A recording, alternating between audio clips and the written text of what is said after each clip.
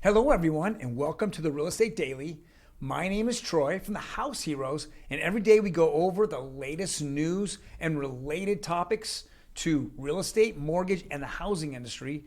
Today is Thursday, May 5th, and let's jump right into it.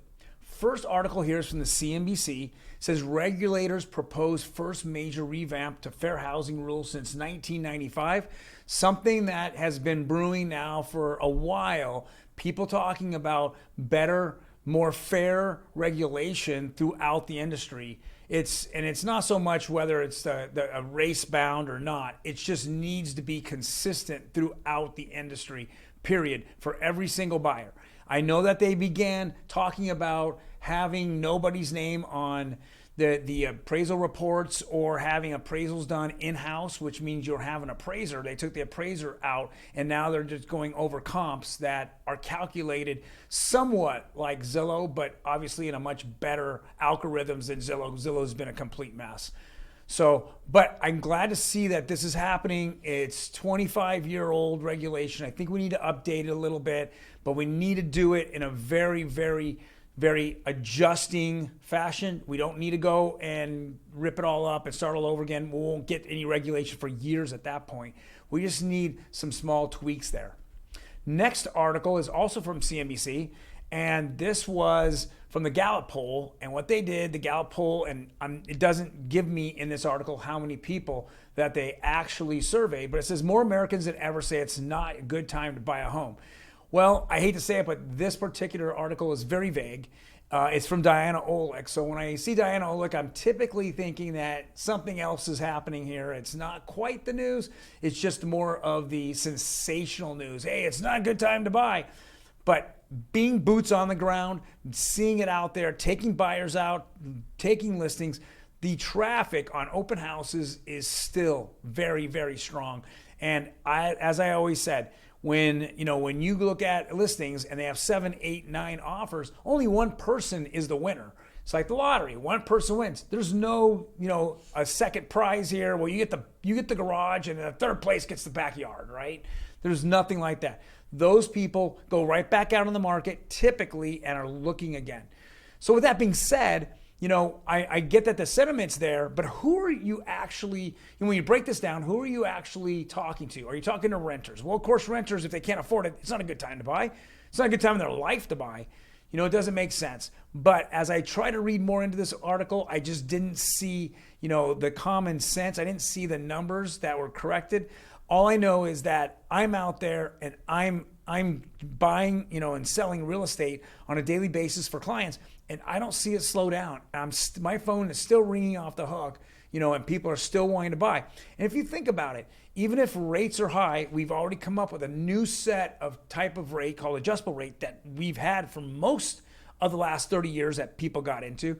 Plus, people see that rents continue to rise and rise. Who wants to actually go get a rental that every 12 month goes up? Yet I can get into a 30-year fixed, and even though it's a higher rate, I have the same monthly payment every single month. And then somewhere down the road, whether it be 1 year, 18 months, 24 months, whatever, if the rates drop, I can refi. Can you imagine that, in 12 months as a renter that they can possibly drop your rent down? It's your choice whether you want to drop the rent down or not.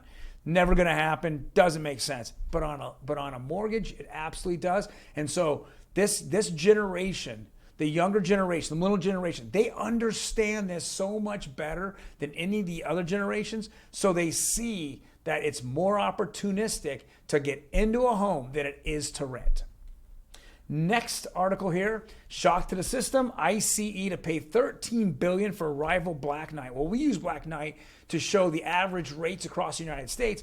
This is about a data company, a big data company enveloping or devouring, I should say, a little bit smaller, data company. So data is king right now. Now, I say it's king right now in the Web 2 life, but if you look at blockchain is a lot more apparent. It's not secretive. It's not stealing information from you. It's not, taking information from one source and then just selling it off over and over and over. Blockchain is just straight there.